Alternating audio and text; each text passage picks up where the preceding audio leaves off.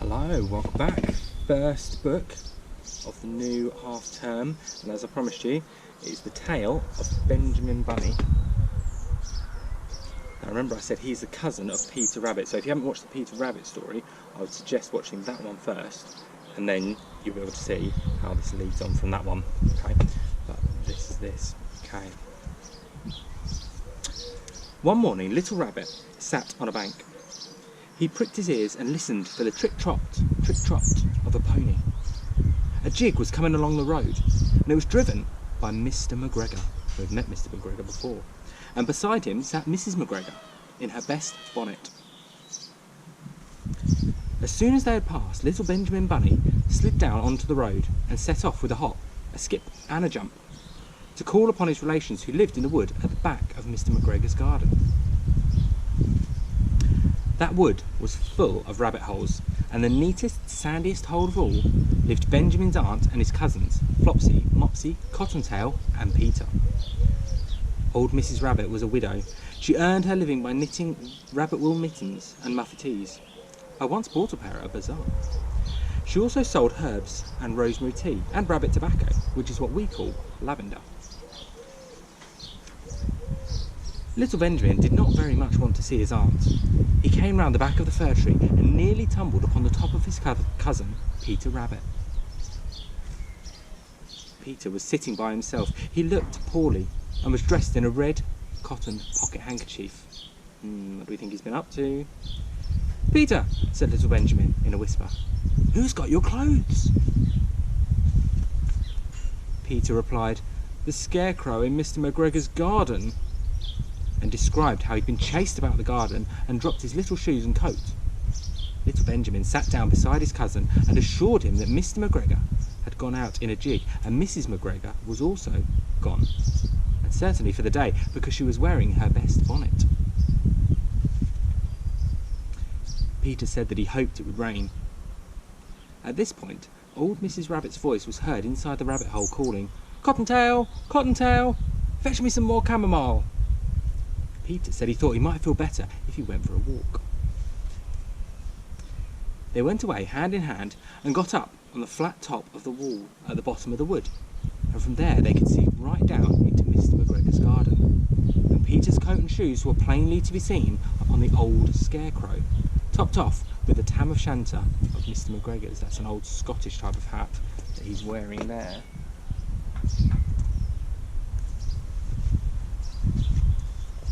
Little Benjamin said, "It spoils people's clothes to squeeze under a gate. The proper way to get in is to climb down the pear tree." Peter fell down head first, but it was of no consequence, as the bed below was newly raked and quite soft. It had been sown with lettuces, delicious lettuces. They left a great many odd little footmarks all over the bed, especially little Benjamin, who was wearing clogs. Little Benjamin said that the first thing to be done was to get back Peter's clothes, and in order to do that, they might be able to use the pocket handkerchief. They took them off the scarecrow. There had been a rain during the night, and there was water in the shoes, and the coat was somewhat shrunk. Benjamin tried on the old tam o' shanter, but it was too big for him. Then he suggested that they should fill their pocket handkerchief with onions as a little present for his aunt. Peter did not seem to be enjoying himself, and he kept jumping at noises. There he is, Peter's looking a little bit nervous there.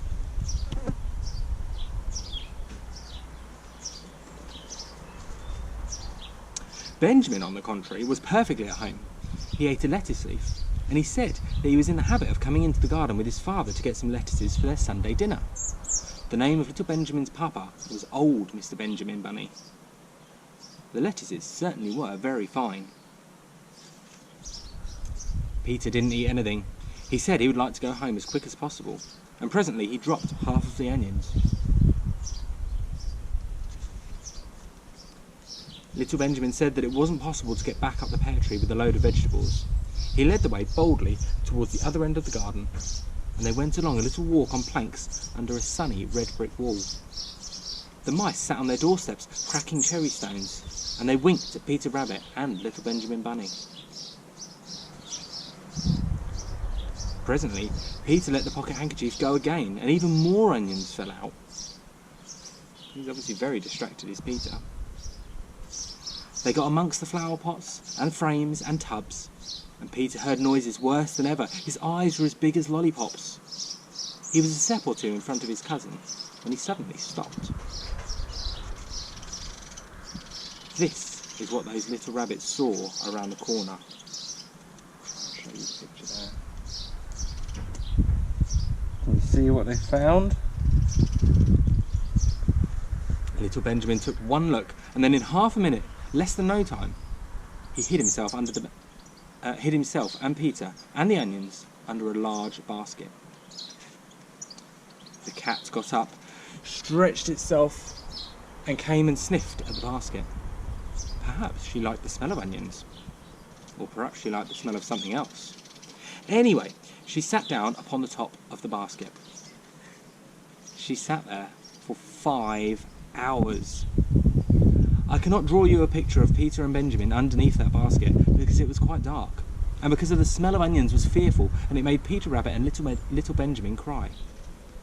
The sun got round behind the wood, and it was quite late in the afternoon, but still the cat sat upon the basket. At length there was a pitter-patter, and some bits of mortar fell from the wall above. The cat looked up and saw old Mr. Benjamin Bunny prancing along the top of the wall of the upper terrace. He was smoking a pipe of rabbit tobacco and had a little stick in one hand. He was looking for his son. Old Mr. Bunny had no opinion whatsoever of cats. He took a tremendous jump off the wall and onto the top of the cat, and cuffed it off the basket and kicked it into the greenhouse, scratching off some fur. The cat was much too surprised to scratch back. When old Mr. Bunny had driven the cat into the greenhouse, he locked the door. Then he came back to the basket and took his son Benjamin by the ears and gave him a fine telling off. And then he took out his nephew Peter too. Then he took out the handkerchief of onions and marched out of the garden. And there he is, the two little rabbits there looking well told off.